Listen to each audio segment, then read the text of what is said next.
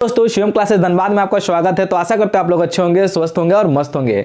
तो आज है 5 जनवरी और बहुत ही खास दिन है क्योंकि हम लोगों ने पहले से जैसा कि डिसाइड कर रखा था कि 5 जनवरी से हम लोगों का डेडिकेटेड जो होगा बैच एलपी और टेक्नीशियन के लिए हम लोग कुछ ना कुछ स्टार्ट करने वाले हैं। तो उसी के संदर्भ में आज हम पूरा डिटेल बताने वाले हैं कि एलपी को हम लोग कैसे टारगेट करेंगे, क्योंकि आप लोगों को पता है कि 2024 में इलेक्शन और इलेक्शन से पहले एलपी की बहाली आने वाली है, आरपीएफ की बहाली आने वाली है। तो सबसे ज़्यादा जो फोकस है लोगों का, जिनका ग्रुप डी में भी सिलेक्शन नहीं हुआ, वो जिनका बहुत ही अच्छा तैयारी था फिर भी उनका सिलेक्शन पीटी के शॉर्टलिस्टेड नहीं हुआ है, तो उनका भी एकदम मतलब दिल से इस बार लास्ट एफर्ट लगाने वाले हैं एलपी के लिए। तो आपको एकदम टेंशन लेने के लिए जरूरत नहीं है। हम लोग एकदम फिर से एक बार नए जोश के साथ, नए ऊर्जा के साथ एलपी का टारगेट जो है इस बार 2023 में एकदम कैसे भी पूरे तरह से अचीव करना। और अभी से हम लोग इसको स्टार्ट करने का सबसे बड़ा रीजन क्या है, क्योंकि देखो हम लोग नहीं चाहते हैं कि जब क्या बोला आपका नोटिफिकेशन है उस समय से तैयारी करें, तो उस समय से क्या होगा कि फिर हमारा क्या होगा, तैयारी तो करेंगे, चलो जैसे तैसे पास तो हो जाएंगे पीटी, लेकिन फिर से मेरिट वाला लोचा हम लोगों को नहीं रखना है। इस बार हमारा टारगेट है कि अभी से हम लोग स्टार्ट करेंगे, थोड़ा थोड़ा धीरे धीरे करके अच्छे से बढ़ेंगे, ठीक है। और ऐसा करेंगे हमको मेरिट से एकदम अधिक नंबर लाना है ताकि मेरा फाइनल सिलेक्शन में कोई झंझट हमको ना हो, ठीक है। तो पूरा इसी के बारे में हम लोग डेडिकेटेड क्या क्या पढ़ेंगे, कैसे करना है उसके बारे में बताएंगे, क्या टारगेट हम लोग का रहेगा, क्योंकि डेली से अभी से टारगेट रहेगा तो थोड़ा मजा आया करना, थोड़ा थोड़ा धीरे धीरे करके करेंगे। और आपको अभी पता है जैसा कि आप लोगों ने ग्रुप डी का भी एग्जाम दिया होगा तो उससे पैटर्न पता चला होगा, देखने करके साइंस का पैटर्न कैसा आया था। इस पर एनसीईआरटी से पूरे पैटर्न आए थे। जिस बच्चे ने एनसीईआरटी के ऊपर अच्छे ढंग से पढ़ा होगा उनका साइंस इस बार ग्रुप डी में बना होगा। अगर आप एग्जाम देने गए तो एक्सपीरियंस करके आए हो, तो इस बार हम लोग क्या करेंगे, साइंस के क्वेश्चन को भी एनसीईआरटी पूरा पैटर्न के थ्रू एकदम 9-10 को पूरा पैटर्न को अच्छे से एकदम पढ़ेंगे, डेडिकेटेड एकदम पढ़ेंगे, पूरा डिटेल एक्सप्लेनेशन के साथ, कॉन्सेप्ट के साथ उसको पढ़ेंगे और एग्जाम्पलर को बहुत अच्छे ढंग से करेंगे। तो ये भी है, ठीक है। तो चलिए हम लोग एक बार ओवरव्यू देखते हैं कि तैयारी करने से पहले। और हाँ, सबसे पहले बता दो, आपको बहुत सारे लोगों के मन में सवाल है कि अगर हम एलपी की तैयारी कर रहे हैं तो क्या हमें पेड कोर्स खरीदने की जरूरत है या कुछ। तो देखिए, आपको अगर आपके अंदर बेसिक अच्छा है तो आपको पेड कोर्स कहीं खरीदने की जरूरत नहीं और आपको कहीं जाने की भी जरूरत नहीं है, क्योंकि मैंने खुद एलपी क्वालिफाई किया तीनों स्टेज को, तो मुझे नहीं लगता है कि मैंने भी खुद कोई भी आपका पेड कोर्स नहीं खरीदा, ना कहीं पे गया, घर से ही रह करके खुद आप तैयारी कर सकते हो। बस आपको डेडिकेटेड के साथ रहना होगा और डिसिप्लिन, क्योंकि ऑनलाइन में देखो आपके पास पेड कोर्स से अच्छा कंटेंट आपको मतलब फ्री में अच्छे बेस्ट कंटेंट टीचर अवेलेबल है। बस आपको दिमाग को यूज करना है और डिसिप्लिन मेंटेन वे में, ठीक है। थोड़ा डिसिप्लिन दिखाना पड़ता है ऑनलाइन में, क्योंकि ऑनलाइन में होता है कि आप अपने मन के मालिक होते हैं, जब देखे तब बस। और वहीं ऑफलाइन में क्या होता है कि आप डिसिप्लिन डेली 10 बजे जाओ, 11 से क्लास, वो डिसिप्लिन आपको ऑनलाइन में करना होगा, घर बैठे करना होगा। तो आप एलपी आराम से क्वालिफाई कर सकते हो और कोई दिक्कत नहीं। और अभी से करोगे तो अच्छे से कर सकते हो। और जिनका नया स्टार्टिंग भी है तो वो अभी से ही करे, कोई दिक्कत वाली बात आपकी नहीं है। तो चलिए एक बार हम लोग देखिए टारगेट बैच कैसे करेंगे और आज से स्टार्ट रहेगा, है ना। कैसे कैसे क्या है एक बार डिस्कस करते हैं। देखिए, सबसे पहले हम लोग जानते हैं इसमें सीबीटी 3 सीबीटी होता है, सीबीटी 1, सीबीटी 2 और सीबीटी 3। सीबीटी 1 आपका क्वालिफाइंग नेचर का रहेगा, ठीक है, क्वालिफाई करना है वो रहने वाला। उसमें आपका रहेगा क्या रहेगा, मैथ रहता है, रीजनिंग रहता है, साइंस रहता है और जीएस और करंट अफेयर, है ना। जीए जो रहेगा करंट अफेयर के ऊपर रहेगा, 75 आपके क्वेश्चन रहेंगे, 60 मिनट के रहेंगे। फिर बात करते हैं सीबीटी 2 जो एलपी का होगा, 2 पार्ट में डिवाइड रहेगा, part A and part B. Part A का जो सिलेबस रहेगा वो 100 मार्क्स का रहेगा और वो मेरिट में जुड़ेगा। और पार्ट बी रहेगा जो आप फॉर्म भरते समय जिस ट्रेड का सिलेक्शन किए होंगे तो उस ट्रेड से क्वेश्चन आएंगे और उस ट्रेड में पास करोगे तभी आपका पार्ट ए का भी मतलब कि क्या होगा, काउंट होगा कि आप पास हो गए। तो पार्ट ए बी में पास होना अनिवार्य, अन्यथा आपकी क्या मतलब रद्द कर दिया जाएगा ना। पार्ट बी में अगर फेल होते तो आपका कोई मतलब नहीं रहता। पार्ट बी में पास करना अनिवार्य है, ठीक है। वो आपका ट्रेड पेपर है, ठीक है, तो उसमें पार्ट बी में पास करना एकदम अनिवार्य है। तो ट्रेड पेपर के लिए अभी थोड़ा समय है, तो पहले हम लोग जो नॉनटेक पोर्शन है उसके ऊपर ध्यान देंगे। तो पार्ट ए में क्या रहेगा आपको बता दो, बेसिक साइंस एंड इंजीनियरिंग रहता है, मैथ रहेगा, रीजनिंग रहेगा, है ना। ये सब आपके रहने वाले हैं, ठीक है।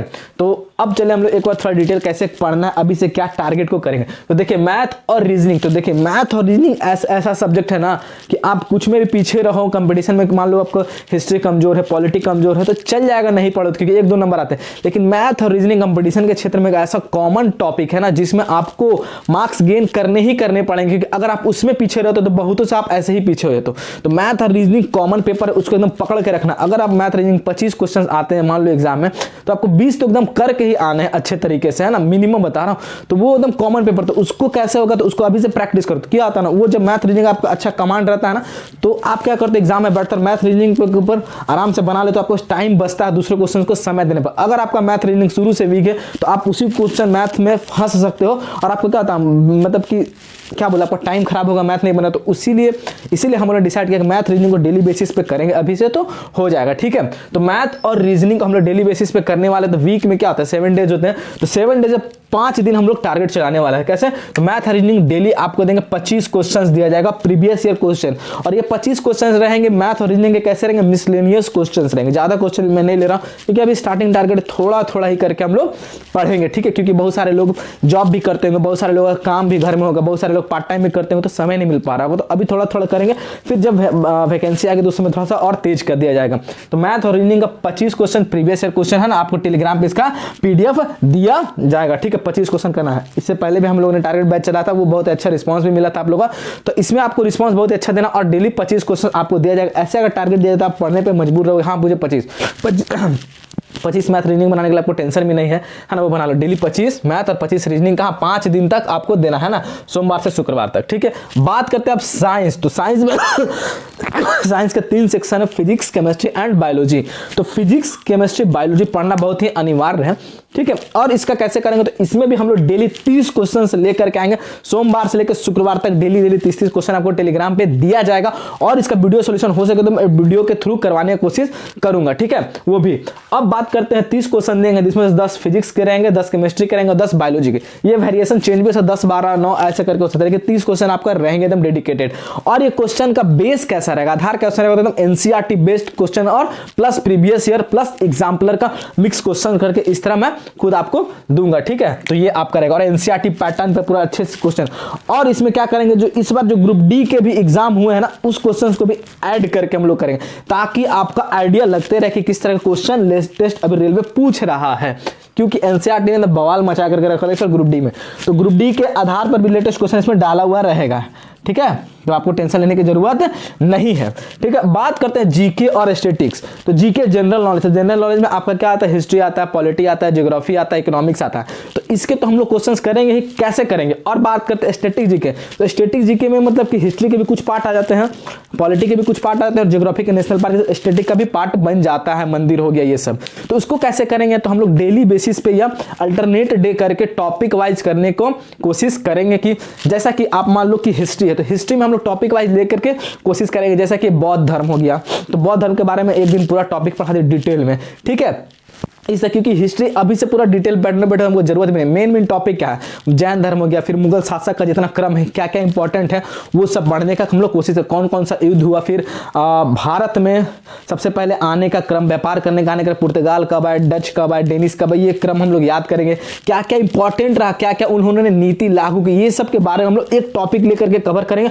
और इस तरह धीरे धीरे टॉपिक, मतलब लगभग सब टॉपिक को हम लोग हिस्ट्री में कवर करेंगे। सेम यही प्रोसेस हम लोग पॉलिटी में चलाने वाले हैं। कैसे चलाएंगे, कि जैसे पार्ट हो गया, शेड्यूल हो गया आपका, ठीक है, अनुसूची हो गया, अनुच्छेद हो गया, ठीक है, भाग हो गया, कितने भाग हैं, 22 भाग के बारे में चर्चा करेंगे, अनुसूची 12वीं अनुसूची के बारे में। और उसको ट्रिक से याद करवाएंगे। सबसे बड़ी बात है कि उसको ट्रिक से भी आपको याद करा, रटने की झंझट एकदम आपको नहीं रहेगी, ठीक है। उसी तरह आपका पूरा टॉपिक हम लोग कवर करेंगे। फिर संविधान संशोधन इंपॉर्टेंट जितने हुए रहे उस तरह हम लोग चर्चा करेंगे। फिर अनुच्छेद के बारे में उस तरह टॉपिक वाइज करके कवर करेंगे। बहुत ही आपको मजा आएगा, कुछ छूटेगा। इसे टॉपिक वाइज करने का फायदा क्या है ना, आपको बोरियत फील कभी नहीं होगा। अगर आप ऐसे लूसेंट का बुक ले लो पढ़ने बैठो तो मन ही नहीं लगेगा, ठीक है। लेकिन टॉपिक वाइज जब करके करेंगे तो बहुत ही मजा आएगा और इंपॉर्टेंट टॉपिक आपको कवर भी हो जाएगा, ठीक है। इसी तरह ज्योग्राफी, तो ज्योग्राफी में भी नदी हो गया, पहाड़ हो गया, पर्वत हो गया, पार्क हो गया, है ना, कंपनियां हो गया, महारत्न कंपनी हो गया, मिनी रत्न कंपनी, ये सब के बारे में कवर करने का। और इकोनॉमिक्स में कुछ कुछ टॉपिक जैसे पंचायती राज हो गया, ये सब गया, जीडीपी हो गया, जीपी है ना, एनपीपी हो गया, ये सब के बारे में भी हम लोग कवर करेंगे। टॉपिक वाइज करके इसका हम लोग करेंगे, ट्रिक से करेंगे। बस आप लोग का एकदम सपोर्ट चाहिए। आप लोग जितना अच्छा रिस्पॉन्स दोगे उतना मुझे मजा आएगा, एकदम लगातार, है ना, और जी जान लगा के आप लोगों के लिए मेहनत करेंगे, ठीक है। अब बात करते हैं फिर साइंस। तो साइंस तो मैंने बताया कि डेली बेसिस पे 30 क्वेश्चन दिया जाएगा। और साइंस का बात करते हैं कि टॉपिक वाइज इसको भी हम लोग करेंगे, क्योंकि साइंस के कुछ टॉपिक ऐसे होते हैं ना जो हर बार एग्जाम में पूछे जाते हैं, हर बार रिपीटेड होते हैं। तो जैसे बैक्टीरिया से होने वाले रोग, वायरस से होने वाले रोग, फंगस से होने वाले रोग, प्रोटोजोआ से होने वाले रोग, ठीक है। फिर जेनेटिक बीमारी जो हो गया, वो सब इंपॉर्टेंट टॉपिक हो गया, सेल हो गया, मतलब जो इंपॉर्टेंट हमेशा पूछे जाते हैं उन सब के बारे में, उस टॉपिक को हम लोग अल्टरनेट डे पे लाने का कोशिश करेंगे और उसको ट्रिक से आपको पूरा याद करवाने की कोशिश करेंगे। चाहे फिजिक्स का टॉपिक हो, चाहे केमिस्ट्री का टॉपिक हो, चाहे बायोलॉजी का हो। तो आपको एक कॉपी लेकर के एकदम बैठना है, साइंस का एकदम, ठीक है। फिर उस तरह एस्थेटिक जीके का ना, जनरल नॉलेज की कॉपी, 2 कॉपी आपको ले लेना है। उसमें जो जो टॉपिक वाइज कराएंगे वो आपको करते जाना है आराम से, ठीक है। ये हो गया। अब बात करते हैं करंट अफेयर। तो देखिए करंट अफेयर को अभी से ही पढ़ेंगे ना, रेगुलर मतलब इतना बर्डन लेके नहीं पढ़ना है। करंट अफेयर को थोड़ा थोड़ा करेंगे। जैसे कि करंट अफेयर का आपका स्पीडी बुक है, टारगेट हमारा वही स्पीडी बुक पूरा रहेगा। कैसे रहेगा, क्योंकि उसमें बहुत सारे दिए हुए आपका, जैसा कि आप लोगों को पता है कि हमारा करंट अफेयर का वीडियो कैसा रहता है। एक भी मैं आपको आज तक जितना भी करंट अफेयर का वीडियो यूट्यूब पे करवाया हूं, आप देख लेना, एक भी आपको रटने का जरूरत नहीं पड़ा है। और वो वीडियो देखने के जस्ट बाद आपको याद करने का भी कोशिश नहीं करना पड़ा, आपको याद ऑटोमेटिक हो जाता है। और उसमें आप लोगों ने बहुत ही अच्छा रिस्पॉन्स दिया। तो करंट अफेयर को अभी हम लोग उसी तरह खत्म करने वाले हैं। जितने भी खेल है, खेल से पुरस्कार सब खत्म करेंगे, ठीक है। जितने भी पद्म पुरस्कार, पद्म विभूषण सबको खत्म करने वाले। स्पोर्ट्स हो गया, खेल हो गया, फिर मुख्यमंत्री हो गया, सब जितने नव नियुक्तियां हो गई सबको एकदम खत्म करेंगे, वो भी ट्रिक के साथ। अभी ऐसा ट्रिक ना पूरे यूट्यूब में आपको नहीं मिलेगा, मैं गारंटी के साथ बोलता हूं। और ये हमने साबित कर चुका है, बहुत सारे लोगों को हमारे करंट अफेयर के वीडियो से हेल्प मिला है, ठीक है। तो उस तरह हम लोग अभी से धीरे धीरे करेंगे और मजा आएगा। और वीकली करंट अफेयर भी हम लोग करने का कोशिश करेंगे, ठीक है। और बात करते हैं, तो ये जो आपका प्रोसेस है सोमवार से शुक्रवार तक ये पूरा चलेगा। अब रहा शनिवार और संडे। तो देखिए शनिवार और संडे को तो क्या करना, छुट्टी रहेगा क्या? छुट्टी आपको नहीं रहेगा, ठीक है। शनिवार को जितना हो गया है आपका एक टेस्ट रखेंगे, कॉमन टेस्ट रखा जाएगा, जिसमें आपके मैथ, रीजनिंग, फिर आपका general knowledge, statistics and current affair के 100 नंबर का वो आपका टेस्ट रहने वाला है। वो मैं आपको पीडीएफ टेलीग्राम पे दूंगा और आप अपना टेस्ट लगा करके फिर आप बताना कितना आपका मार्क्स आया, क्या आया, वो उस तरह रहेगा। तो वो टेस्ट रहेगा, ठीक है। उसके बाद आपका संडे, तो संडे को हम लोग क्या करना, ज्यादा आपको बर्डन नहीं दूंगा, बस संडे को जितना आप लोगों ने एक सप्ताह तक किया उस चीजों का पूरा एकदम ढंग से रिवीजन बैठ करके करना है, ठीक है। ज्यादा आपको एकदम बर्डन नहीं दूंगा, ठीक है। उस तरह फिर आगे धीरे धीरे बढ़ाऊंगा, फिर जैसे जैसे हम लोग आइडिया लगे और क्या जरूरत है। तो ये पूरा हमारा प्रोसेस शेड्यूल है। आप लोग अपना राय बताना कि आपको कैसा लगा शेड्यूल। अगर शेड्यूल में आपको लगा कि नहीं कुछ इसको ऐसे करना चाहिए, इसको ऐसे करें, कुछ आपका भी राय हो, क्योंकि हो सकता है आपके पास बेटर कुछ नॉलेज हो कि नहीं इसको ऐसे कर दे, इसको ऐसे कर दो, वो भी आप लोग सजेशन में जरूर बताना, ठीक है। और हाँ एक बात, ये सब चीज़ें जितनी है ना पूरी मतलब कि आपके ऊपर डिपेंड है। अगर आप लोग जितना अच्छा रिस्पांस देंगे, क्योंकि मैंने 2-3 बार भी कोशिश किया तो आप लोग थोड़ा रिस्पांस नहीं दे तो मैं भी थोड़ा सा मतलब ढीला पड़ जाता हूँ, ठीक है।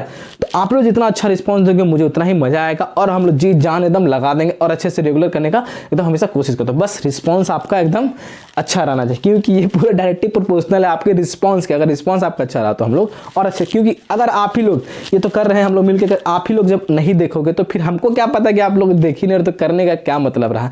क्योंकि बहुत भाई मेहनत लगता है इसमें सेटअप करने में, पीडीएफ तैयार करने में, फोटो खींचने में, है ना। तो मेहनत है, तो मेहनत के लिए थोड़ा सा आप लोग को भी मेहनत करना होगा कि ज़्यादा से ज़्यादा लोगों तक इस चीज़ों को शेयर करें, ठीक है। लोगों को शेयर करें, लाइक करें और सब्सक्राइब भी चैनल को, जो नए लोग हैं वो भी चैनल को सब्सक्राइब करो, लोगों को एक दूसरे को बताएं, ठीक है। तो बस आपका एक छोटा सा ही तो काम है, बाकी हम लोग करें। और ये सब पूरा कंटेंट आपका फ्री रहेगा। और हाँ एक बात बता रहा हूँ, हम लोग देखिए इसको अगर मंथली टारगेट में देखें कि मंथ में कितना हम लोग अचीव कर पा रहे हैं, तो मैं कैलकुलेशन करता हूं, तो मैथ और रीजनिंग का 25-25 क्वेश्चन दे रहा हूं, एक दिन में 25 क्वेश्चन, तो वीक के 5 दिन चलाऊंगा तो 25-25 125 क्वेश्चन हो गया एक वीक में। तो मंथ में कितने वीक हो गए, 4 वीक। तो 4 वीक में 4 से इंटू करते हैं तो 500 क्वेश्चन आपके मैथ के बनेंगे और 500 क्वेश्चन आपके रीजनिंग के, पता भी नहीं चलेगा, आराम से हमको 500 क्वेश्चन बना रहे हैं। तो सोचो अगर ये जब टारगेट करते हैं आपको एक्स्ट्रा पढ़ने की जरूरत नहीं पड़ेगा, क्योंकि अभी थोड़ा समय है। अभी जैसे ग्रुप डी का पूरा क्लियर हो जाएगा, उसके बाद नोटिफिकेशन आपको देखने को 100% ही मिलेगा। तो जब हम लोग ऐसे करके 3-4 महीने तक अच्छा क्वेश्चन करें तो आपको पता बर्डन भी नहीं लगे और लगे कि हम लय में है, लगे हुए हैं, हमको अचानक बर्डन लेने की जरूरत नहीं पड़ेगा। ये चीज इसलिए मैं करवा रहा हूं, ठीक है। और साइंस का रहा बात, 30 क्वेश्चन हम जब डेली करवा रहे हैं तो एक वीक में कितना क्वेश्चन करवा रहे हैं, वीक में 5 ही दिन करवा रहे हैं तो 30-5 150 और वीक में कितने डे रहते हैं, 4। है ना। तो सॉरी 4 वीक होगा मंथ में, 4 से गुना करेंगे तो 600 क्वेश्चन। तो समझ रहे, एक मंथ में आपका 600 साइंस के क्वेश्चन होगा, जिसमें फिजिक्स, केमिस्ट्री, बायोलॉजी इंक्लूडिंग रहेगा, ठीक है। 500 मैथ के क्वेश्चन, 500 रीजनिंग के क्वेश्चन, है ना। तो समझ में आ रहा है, 1600 क्वेश्चन आपको एक मंथ में इस तरह आराम मिला करके, तो कितना मजा आने वाला है। और ये जब करोगे थोड़ा ही हम होता है ना, बूंद बूंद करके घड़ा भरता है, ठीक है। तो इसी तरह बूंद बूंद करके करना है। अभी से करेंगे आपको पता भी नहीं चलेगा और टेंशन भी नहीं लेना पड़ेगा जब अचानक से एग्जाम आएगा। नहीं तो फिर यही बहुत सारे लोग ऐसे भी होंगे जो ग्रुप डी में थोड़े थोड़े मार्क्स से मेरिट से छटे होंगे, है ना। ये मतलब तो उस चीज़ का मलाल इस बार एकदम नहीं रहने देना है, कसम खा लेना है कि एकदम इस बार उस चीज़ का मलाल नहीं रहता। मेरिट से इतना ज़्यादा नंबर लाना है कि बस एग्जाम देना और सो जाना है कि हाँ हमको पता है मेरा सिलेक्शन इस बार होने वाला है, ठीक है। तो एकदम डिटेल, है ना।